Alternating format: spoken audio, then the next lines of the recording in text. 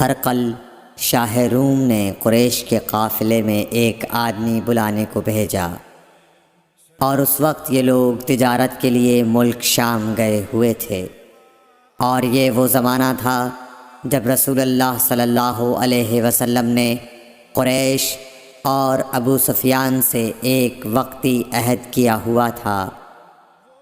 جب ابو سفیان اور دوسرے لوگ ہرقل کے پاس ایلیا پہنچے جہاں ہرقل نے دربار طلب کیا تھا، اس کے گرد روم کے بڑے بڑے لوگ، علماء، وزراء و امراء بیٹھے ہوئے تھے۔ ہرقل نے ان کو اور اپنے ترجمان کو بلوایا، پھر ان سے پوچھا کہ تم میں سے کون شخص مدعی رسالت کا زیادہ قریبی عزیز ہے؟ ابو سفیان کہتے ہیں کہ میں بول اٹھا کہ میں اس کا سب سے زیادہ قریبی رشتہ دار ہوں۔ یہ سن کر ہرقل نے حکم دیا کہ اس ابو سفیان کو میرے قریب لا کر بٹھاؤ اور اس کے ساتھیوں کو اس کی پیٹھ کے پیچھے بٹھا دو۔ پھر اپنے ترجمان سے کہا کہ ان لوگوں سے کہہ دو کہ میں ابو سفیان سے اس شخص یعنی محمد صلی اللہ علیہ وسلم کے حالات پوچھتا ہوں، اگر یہ مجھ سے کسی بات میں جھوٹ بول دے تو تم اس کا جھوٹ ظاہر کر دینا۔ ابو سفیان کا قول ہے کہ خدا کی قسم اگر مجھے یہ غیرت نہ آتی کہ یہ لوگ مجھ کو جھٹلائیں گے تو میں آپ صلی اللہ علیہ وسلم کی نسبت ضرور غلط گوئی سے کام لیتا۔ خیر، پہلی بات جو ہرقل نے مجھ سے پوچھی وہ یہ کہ اس شخص کا خاندان تم لوگوں میں کیسا ہے؟ میں نے کہا وہ تو بڑے اونچے عالی نسب والے ہیں۔ کہنے لگا اس سے پہلے بھی کسی نے تم لوگوں میں ایسی بات کہی تھی؟ میں نے کہا نہیں۔ کہنے لگا اچھا اس کے بڑوں میں کوئی بادشاہ ہوا ہے؟ میں نے کہا نہیں۔ پھر اس نے کہا بڑے لوگوں نے اس کی پیروی اختیار کی ہے یا کمزوروں نے؟ میں نے کہا نہیں، کمزوروں نے۔ پھر کہنے لگا اس کے تابع دار روز بڑھتے جاتے ہیں یا کوئی ساتھی پھر بھی جاتا ہے؟ میں نے کہا نہیں۔ کہنے لگا کیا اپنے اس دعوی نبوت سے پہلے کبھی کسی بھی موقع پر اس نے جھوٹ بولا ہے؟ میں نے کہا نہیں، اور اب ہماری اس سے صلح کی ایک مقررہ مدت ٹھہری ہوئی ہے، معلوم نہیں وہ اس میں کیا کرنے والا ہے۔ ابو سفیان کہتے ہیں میں اس بات کے سوا اور کوئی جھوٹ اس گفتگو میں شامل نہ کر سکا۔ ہرقل نے کہا کیا تمہاری اس سے کبھی لڑائی بھی ہوئی ہے؟ ہم نے کہا کہ ہاں۔ بولا پھر تمہاری اور اس کی جنگ کا کیا حال ہوتا ہے؟ میں نے کہا لڑائی ڈول کی طرح ہے، کبھی وہ ہم سے میدان جنگ جیت لیتے ہیں اور کبھی ہم ان سے جیت لیتے ہیں۔ ہرقل نے پوچھا وہ تمہیں کس بات کا حکم دیتا ہے؟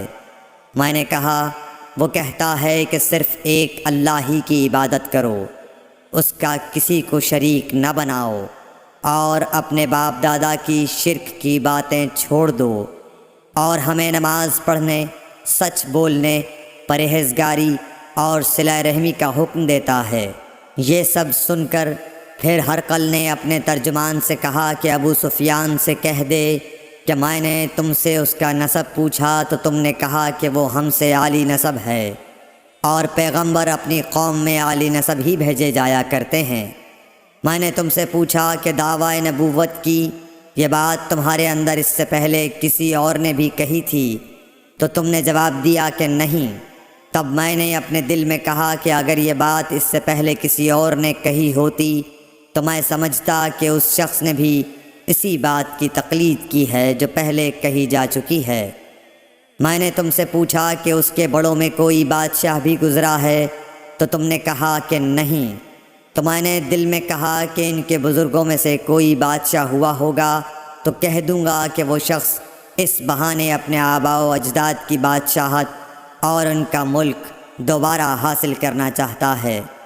اور میں نے تم سے پوچھا کہ اس بات کے کہنے یعنی پیغمبری کا دعویٰ کرنے سے پہلے تم نے کبھی اس کو دروغ گوئی کا الزام لگایا ہے؟ تم نے کہا کہ نہیں۔ تو میں نے سمجھ لیا کہ جو شخص آدمیوں کے ساتھ دروغ گوئی سے بچے وہ اللہ کے بارے میں کیسے جھوٹی بات کہہ سکتا ہے۔ اور میں نے تم سے پوچھا کہ بڑے لوگ اس کے پیرو ہوتے ہیں یا کمزور آدمی؟ تم نے کہا کمزوروں نے اس کی اتباع کی ہے۔ تو دراصل یہی لوگ پیغمبروں کے متبعین ہوتے ہیں۔ اور میں نے تم سے پوچھا کہ اس کے ساتھی بڑھ رہے ہیں یا کم ہو رہے ہیں؟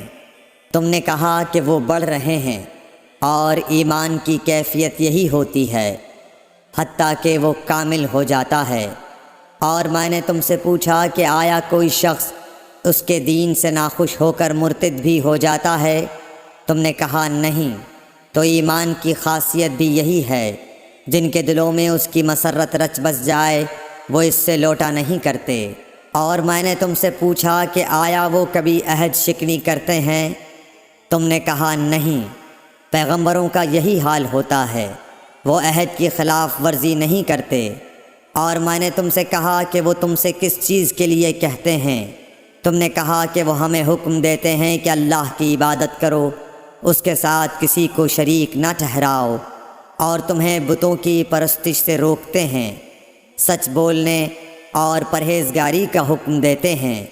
لہٰذا اگر یہ باتیں جو تم کہہ رہے ہو سچ ہیں تو عنقریب وہ اس جگہ کا مالک ہو جائے گا کہ جہاں میرے یہ دونوں پاؤں ہیں۔ مجھے معلوم تھا کہ وہ پیغمبر آنے والا ہے، مگر مجھے یہ معلوم نہیں تھا کہ وہ تمہارے اندر ہوگا۔ اگر میں جانتا کہ اس تک پہنچ سکوں گا تو اس سے ملنے کے لیے ہر تکلیف گوارا کرتا۔ اگر میں اس کے پاس ہوتا تو اس کے پاؤں دھوتا۔ ہرقل نے رسول اللہ صلی اللہ علیہ وسلم کا وہ خط منگایا جو آپ نے وحیہ کلبی رضی اللہ تعالیٰ عنہ کے ذریعے حاکم بصرہ کے پاس بھیجا تھا، اور اس نے وہ ہرقل کے پاس بھیج دیا تھا۔